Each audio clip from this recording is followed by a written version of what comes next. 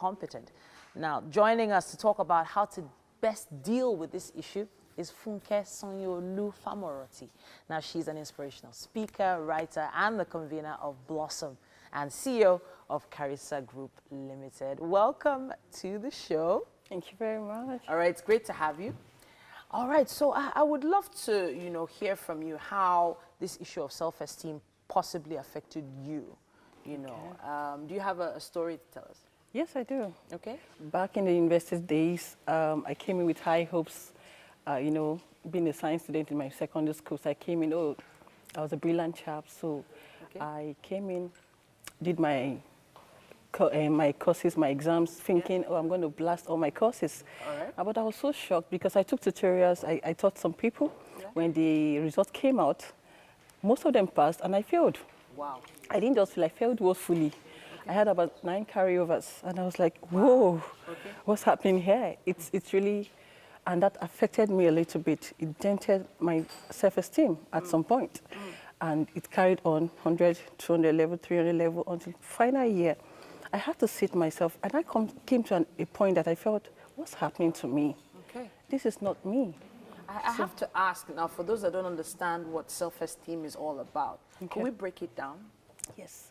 Self-esteem is an individual's overall evaluation of one's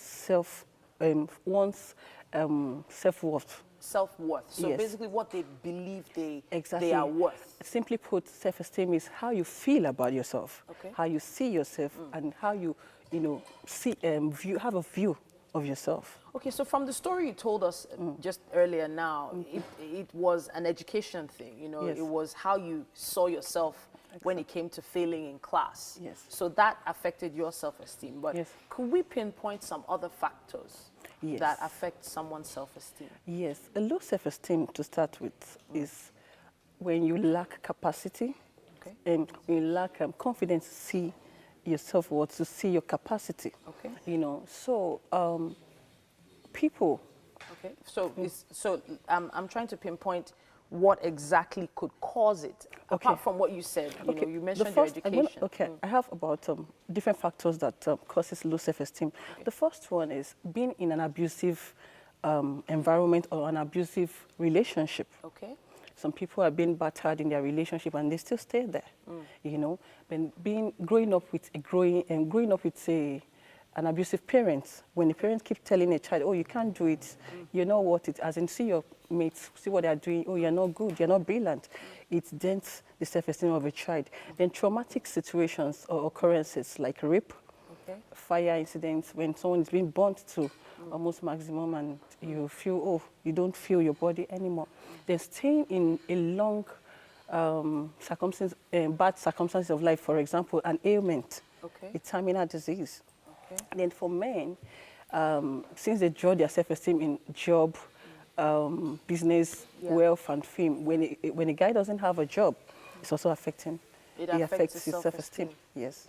Okay, so I would like to take one or two of the points. Now, one of them is being in an abusive relationship. Yes. So there are quite a few young women, that often, so there are a lot of women's groups online, social media, Facebook, WhatsApp, where you hear stories of women being in abusive relationships. Yes. And then again, you wonder why they've not moved forward in their business or they've not been able to succeed, in the office or in the workplace. Okay. So what would someone like that do to try and build their self-esteem?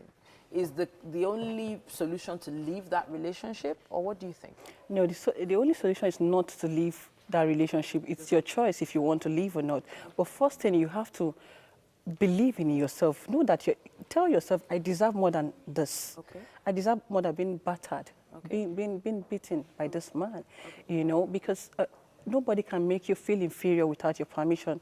That's in the words of Eleanor Roosevelt. So if you are in an abusive relationship, the first thing, decide to love yourself.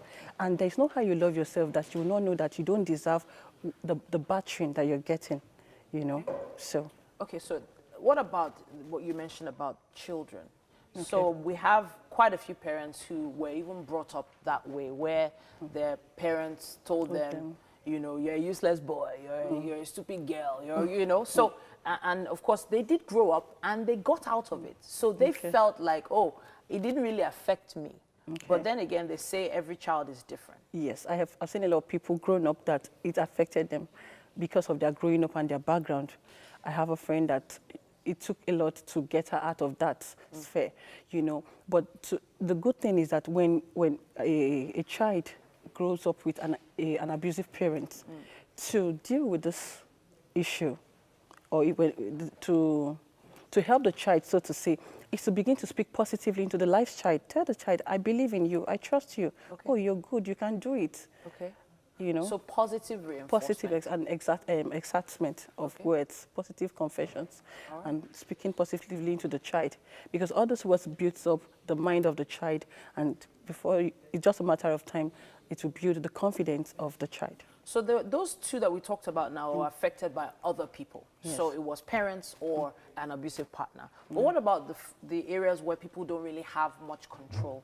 For instance, a really terrible ailment, you know, that someone has been through, or something as bad as losing a limb, losing a foot, or losing an arm, and things like that.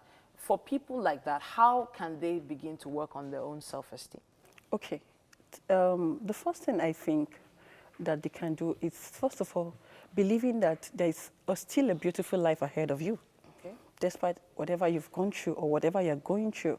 So, positive confession, you know, speaking into your life that I can still make something out of my life. I have a very good friend that he limps, but he's doing very well in life.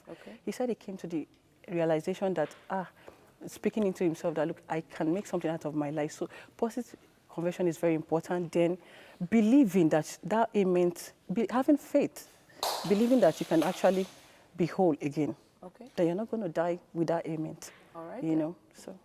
I have to say a big thank you to you for coming to the studio. Hopefully that has stimulated you and motivated you to be best today. This Monday Motivation was all about self-esteem. Please tell us how you've been able to build on your self-esteem, and how maybe tell us a story of someone you know whose self-esteem was affected and they eventually were able to climb back out of it.